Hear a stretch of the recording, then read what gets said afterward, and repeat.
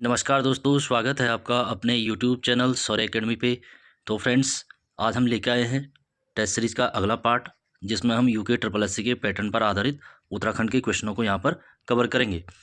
देखिए फ्रेंड, जिसने इससे पहले की टेस्ट सीरीज़ नहीं देखी है, प्लेलिस्ट में जाकर देख सकते हैं। साथ ही साथ हमारे चैनल को सब्सक्राइब कीजिए।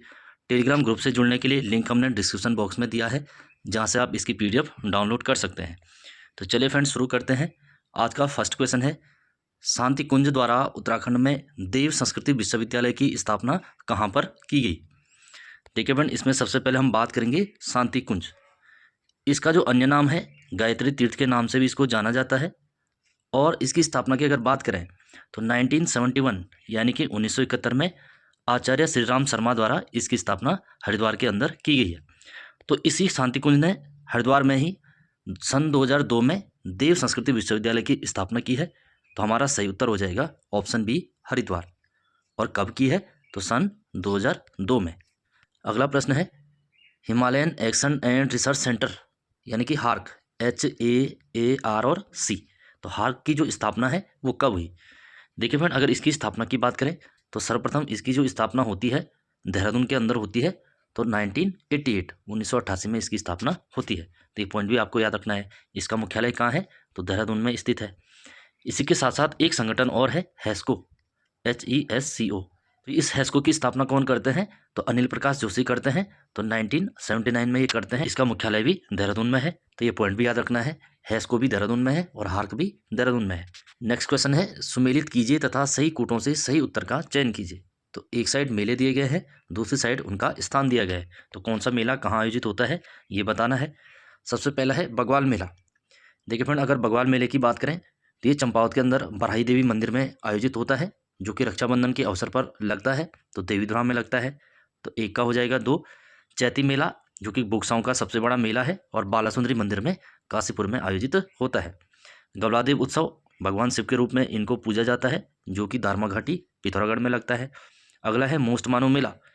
ये भी सोर और मोरंग घाटी पिथौरागढ़ में आयोजित होता है। तो इसका हो जाएगा पिथौरागढ़। पिथौरागढ़ की कौन सी घाटी में? सोर और मोरंग घाटी, मोरंग, जो कि भाद्रपद महीने में आयोजित होता है। तो ये पॉइंट भी याद रखना है। तो इसका राइट आंसर हो जाएगा 2, 3, 1 और 4। 2, 3, 1, 4। तो ऑप्शन बी हमारा सही उत्तर हो जाएगा, 2, 3, 1, 4। नेक्स्ट क्वेश्चन है, अखिल तारिणी मंदिर कहाँ स्थित है? देखिए फ्रेंड, जो अखिल तारिणी मंदिर है उत्तराखंड के चंपावत जिले में स्थित है। तो ऑप्शन बी हमारा सही उत्तर हो जाएगा। तो चंपावत में अखिल तारिणी मंदिर है। इसी के साथ साथ जो चंपावत में मंदिर है बराही देवी मंदिर, जैसे कि हमने बताया बग्वाल मेला यहाँ पर लगता है। इसी के साथ साथ पूर्णागिरी देवी मंदिर, पूर्णागिरी, तो पूर्णागिरी मंदिर भी चंपावत में है। पंपा देवी मंदिर, ये भी चंपावत में है। पंपा देवी मंदिर, ये सारे कहाँ पर हैं? चंपावत के अंदर स्थित हैं।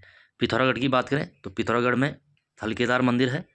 थलकेदार, जो कि एलोरा के समान माना गया है, एक ही पत्थर को काटकर ये बनाया गया है। थलकेदार कहाँ पर है? पिथौरागढ़ में है। इसी के साथ साथ हाट कालिंका मंदिर, हाट कालिंका मंदिर, तो ये भी पिथौरागढ़ में। नैनीताल की बात करें, नैनीताल में पाषाण देवी मंदिर है, पाषाण देवी मंदिर, ये मंदिर भी आपको याद रखने हैं।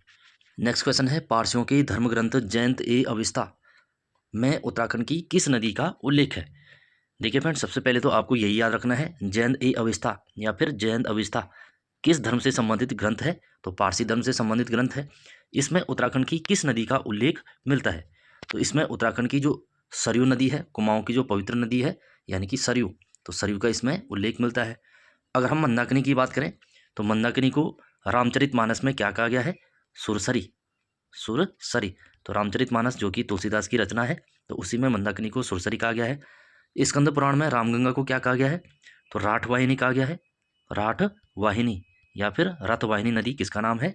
तो रामगंगा का नाम है। किस ग्रंथ में है? तो स्कंद पुराण में इसका नाम है। और जो अलकनंदा है, इसको त्रिपदगा कहा गया है। महाभारत में त्रिपदगा, इसको पुराणों में और महाभारत में त्रिपदगा कहा गया है। तो ये पॉइंट भी याद रखना है। अगला प्रश्न है, टिहरी रियासत ने किस वर्ष अपना वन विभाग स्थापित किया? देखिए फ्रेंड, सबसे पहले हम बात करेंगे वन विभाग, क्योंकि सबसे पहले भारत में वन विभाग की स्थापना होती है, उसके बाद उत्तराखंड के अंदर होती है, फिर टिहरी रियासत के अंदर इसकी स्थापना होती है। अगर भारत की बात करें तो भारत में 1864 में इसकी स्थापना होती है भारत के अंदर। उसके बाद कुमाऊं के अंदर वन विभाग की स्थापना होती है 1868 में कुमाऊं वन विभाग की स्थापना होती है।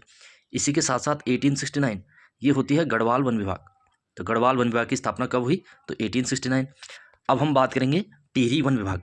तो टिहरी वन विभाग की स्थापना होती है 1885 और किसके समय? प्रताप शाह वहाँ के शासक रहते हैं। तो प्रताप शाह जो पंवार वंश के शासक थे उन्हीं के समय 1885 में टिहरी वन विभाग की स्थापना होती है। तो सही उत्तर हो जाएगा 1885। इसको 85 होना चाहिए, तो 1885। नेक्स्ट क्वेश्चन है, निम्न करों में से कौन सा कर ग्राम पंचायतों द्वारा लगाया जाता है? तो इसमें देखना है जो ग्राम पंचायत है वो कौन सा टैक्स लगाती हैं, कौन सा कर लगा सकती हैं। तो ये लगा सकती हैं जो स्थानीय मेले हैं तो उन पर टैक्स लगा सकते हैं।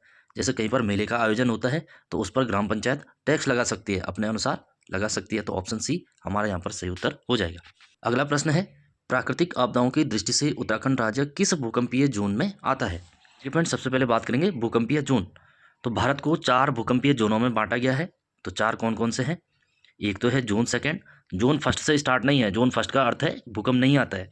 तो जोन सेकेंड पहला होगा, फिर दूसरा होगा जोन थर्ड, तीसरा होगा जोन फोर्थ और चौथा होगा जोन 5।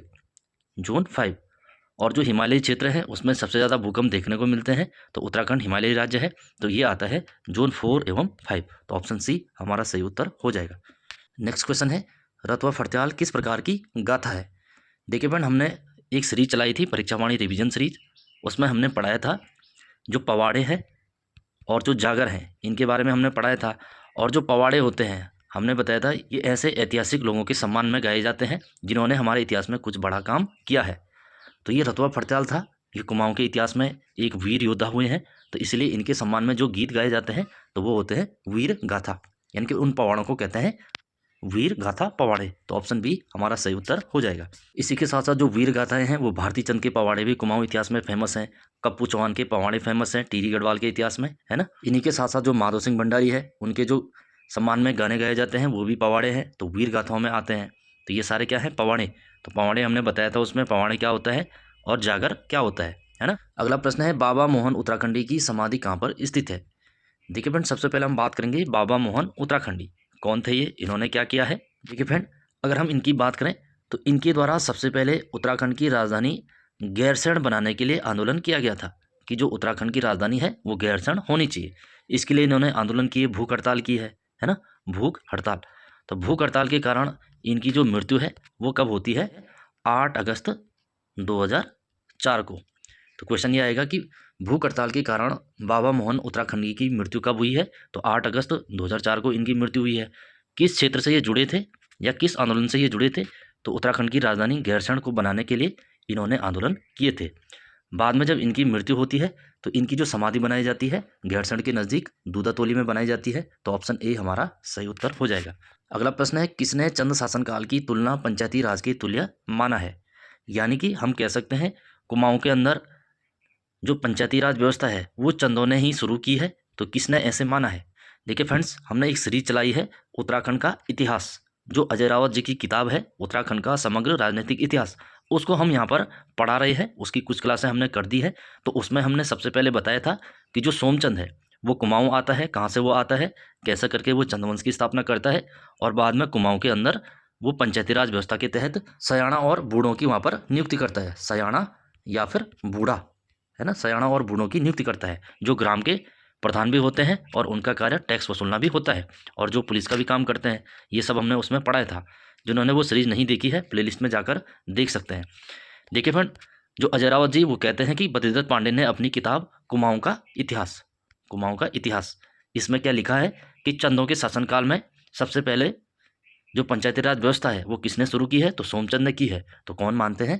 तो बद्रीदत्त पांडे मानते हैं। तो ऑप्शन ए हमारा सही उत्तर हो जाएगा। नेक्स्ट क्वेश्चन है, किसके सतत प्रयासों से रम्माण नृत्य को विश्व धरोहर घोषित किया गया? देखिए फ्रेंड, सबसे पहले हम बात करेंगे रम्माण नृत्य। ये चमोली के सलूड़, डुंगरा और सेलंग, सलूड़, डुंगरा और सेलंग 3 गांव हैं, सलूड़, डुंगरा और सेलंग। यहाँ पर ये मनाया जाता है, प्रत्येक वर्ष आयोजित होता है ना। इसमें जो नर्तकों की संख्या होती है वो समान होती है और इसी के साथ साथ टोटल इसमें मुखौटे 18 होते हैं और 2 प्रकार के मुखौटे होते हैं, यानी कि 9 एक तरह के, टोटल 18 मुखौटे और 2 टाइप के मुखौटे इसमें होते हैं। इस नृत्य को विश्व धरोहर किसके प्रयासों से घोषित किया गया, यानी कि यूनेस्को में इसको किसके प्रयासों से घोषित किया गया? तो ऑप्शन ए हमारा सही उत्तर हो जाएगा, कुशल सिंह भंडारी। तो इनके प्रयासों से इसको यूनेस्को में कब शामिल किया गया? तो 2009 में इसको यूनेस्को में शामिल किया गया। तो ये पॉइंट भी आपको याद रखना है। अगला प्रश्न है, दारमा एवं ब्यास घाटी के बीच स्थित दर्रा है। जो दारमा घाटी है, ब्यास घाटी है, ये पिथौरागढ़ के अंदर है। पहला पॉइंट तो यही याद रखना है। दारमा और ब्यास घाटी कहाँ है? तो पिथौरागढ़ में स्थित है। और जो दारमा और ब्यास घाटी के मध्य दर्रा है, यानी कि इनको जोड़ने वाला जो रास्ता है, तो वो सिल्ला दर्रा है। तो ऑप्शन बी हमारा सही उत्तर हो जाएगा, सिल्ला दर्रा। अगर हम कालिंदी दर्रे की बात करें तो कालिंदी दर्रा उत्तरकाशी और चमोली के मध्य है। जिसको पता होगा कालिंदी किसका अन्य नाम है? यमुना का अन्य नाम है। या कालिंदी पर्वत किसको कहते हैं? तो यमुनोत्री पर्वत को कहते हैं। तो उत्तरकाशी और चमोली के मध्य ये पर्वत श्रृंखला है। तो यही दर्रा कौन सा है? तो कालिंदी दर्रा है। सुंदर डूंगा, तो सुंदर डूंगा जोड़ता है बागेश्वर को चमोली से। और इसमें जो अंतिम है लासपा दर्रा, तो लासपा दर्रा किसको जोड़ता है? पिथौरागढ़ को जोड़ता है। किससे? चंपावत से। पिथौरागढ़ को चंपावत से कौन सा दर्रा जोड़ता है? तो लासपा दर्रा जोड़ता है। तो इसका सही उत्तर हो जाएगा ऑप्शन बी, शिमला पास। नेक्स्ट क्वेश्चन है, कंडाली उत्सव प्रत्येक 12 वर्ष में किस माह में आयोजित होता है? देखिए फ्रेंड, जो ये कंडाली उत्सव है, इसका सबसे पहले अन्य नाम पूछता है तो किरजी उत्सव। दूसरा इसमें क्वेश्चन बनता है, कंडाली उत्सव किस जनजाति से संबंधित है? तो ये किस जनजाति से संबंधित है? पिथौरागढ़ के जो सौका है, यानी कि पिथौरागढ़ की जो भूटिया जनजाति है, इनको यहाँ पर सौका के नाम से जाना जाता है। तो सौका जनजाति का ये पर्व माना जाता है ना। इसमें कंडाली उत्सव यानी कि इसमें गांव की सफाई की जाती है ना। तो ये कब मनाया जाता है? तो ये मनाया जाता है अगस्त से सितंबर। तो ऑप्शन डी हमारा सही उत्तर हो जाएगा। अगला प्रश्न है, प्रसिद्ध गढ़वाल का बारदोली गुजड़ू आंदोलन किसके नेतृत्व में हुआ? देखिए फ्रेंड, सबसे पहले गढ़वाल का बारदोली किसे कहते हैं? तो गुजड़ू को कहते हैं, गुजड़ू आंदोलन को कहते हैं, है ना। जिस प्रकार से भारत में बारदोली की घटना कब हुई है? तो 1928 में हुई है। और बारदोली कहाँ है? जो एक्चुअल में बारदोली है वो गुजरात के अंदर है। वहाँ पर एक आंदोलन होता है जिस कारण जो बारदोली की महिलाएं हैं, सरदार वल्लभ भाई पटेल को सरदार की भी उपाधि देती हैं। सरदार की उपाधि सरदार वल्लभ भाई पटेल को किसने दी है? तो बारदोली की महिलाओं ने दी है। बारदोली कहाँ है? तो बारदोली गुजरात में स्थित है। तो वैसे ही गढ़वाल का बारदोली किसे कहते हैं? तो गुजड़ू आंदोलन को कहते हैं। तो इसके जो नेता थे तो कौन थे? तो रामप्रसाद नौटियाल थे। तो ऑप्शन ए हमारा सही उत्तर हो जाएगा। गुजड़ू कहाँ पड़ता है? तो पौड़ी में पड़ता है। गुजड़ू कहाँ है? तो गुजड़ू पौड़ी में है।